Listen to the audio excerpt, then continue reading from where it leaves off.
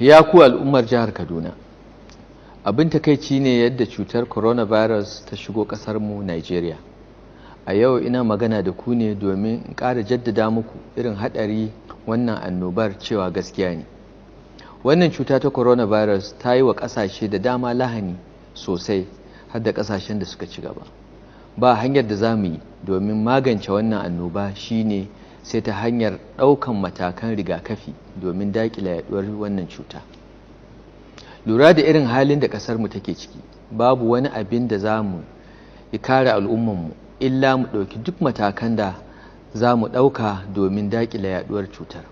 Ranar Juma'a ni da mataimakiyata Dr. Hadiza Balarabe mun ɗauki awa biyu mun yi hira kai tsaye da al'umma, mun bayyana ma al'umma irin haɗarin wannan cutar.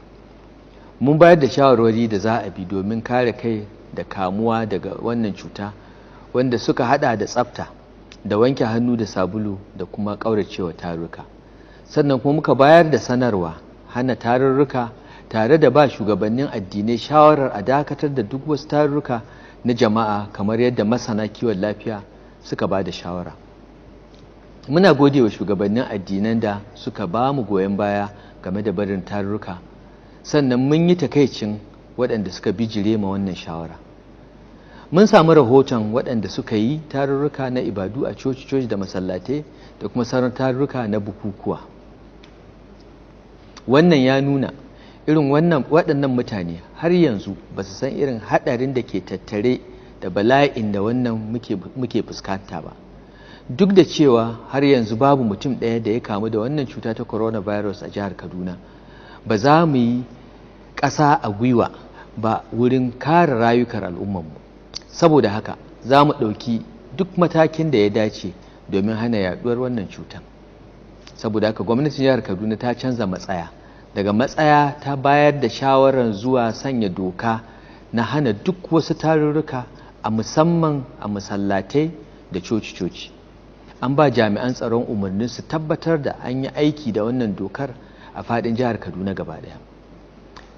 Sannan kuma su tabbatar duk wasu makarantu an kulle su, har da makarantu masu zaman kansu da islamiyya da na allo da kuma makarantun mission na kiristoci.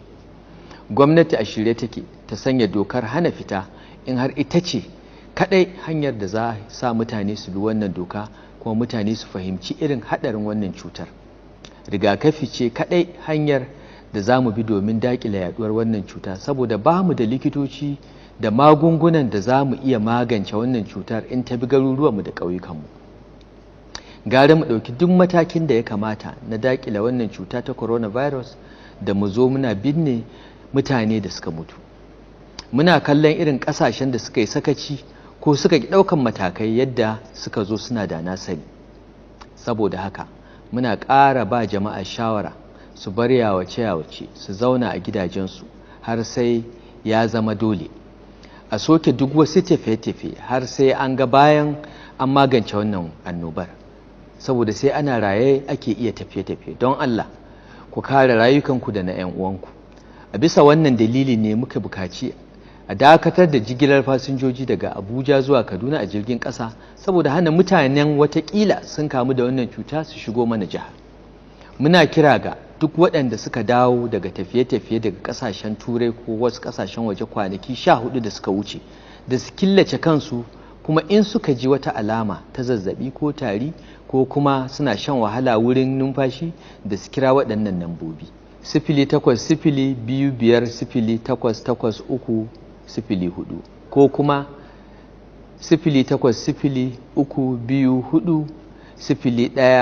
0803240173. Bugu da ƙari, gwamnatin jihar Kaduna ta umarci duk ma'aikatan gwamnati daga matakin albashi na 12 zuwa ƙasa su zauna a gida na tsawon kwana 30. Wannan zai fara ne daga gobe Talata 24 ga watan Maris 2020. Amma ma'aikatan da suke aiki irin na jinya da tsaro da sauransu za su ci gaba da zuwa aiki. Muna roƙon kowa ya zauna a gida domin a taimaka a daƙile yaɗuwar wannan annoba. Kasancewar kasuwa wata matattara ce ta taruwan jama'a, ba a yadda wani ɗan kasuwa ya fito ba sai 'yan kasuwan da suke sayar da kayan abinci da magunguna kawai aka yadda su fito kasuwa.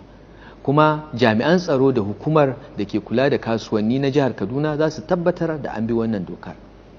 Gwamnatin jihar Kaduna za ta sa ido ta tabbatar an bi waɗannan dokoki, in ba haka ba kuma za ta sa dokar ta ɓaci ta hana shiga da fita a jihar baki ɗaya.